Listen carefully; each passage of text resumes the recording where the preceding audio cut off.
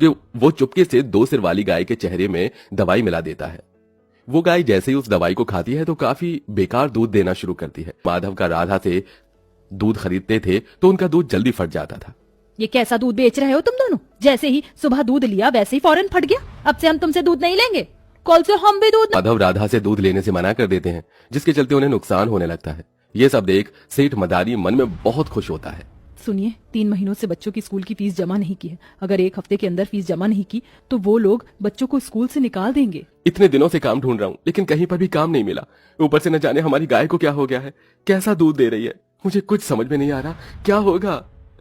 अपने गाय के दूध न सही देने की वजह से पूरे परिवार को अब इतना नुकसान होता है कि उन सबको माँ हम कब तक क्यों रूखा सूखा खाएंगे? अच्छी सब्जी खाए हुए कितना वक्त हो गया है।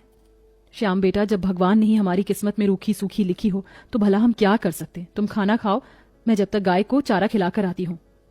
इतनी परेशानी के बाद भी सारा परिवार उस गाय को घर से बाहर निकाल को खिलाते हैं और उसका काफी अच्छे से ध्यान रखते हैं। लेकिन बीतते दिनों के साथ साथ अब उनके हालात और खराब होने लगते हैं। अरे भाई देख माधव, आखिरी बार तुझे बस 2 हफ्ते की मोहलत दे रहा हूँ। अगर मेरा किराया नहीं दिया तो तुम लोगों को घर खाली करना होगा। पैसे न होने की वजह से अब पूरे परिवार के सिर के ऊपर से छत छिनने की नौबत आ चुकी थी। बस बहुत हुआ, अरे मैं हार चुका हूँ। अगर कुछ दिनों में सब कुछ ठीक नहीं हुआ तो मैं तुम सबको जहर देकर खुद भी खाकर हमेशा हमेशा के लिए सो जाऊंगा।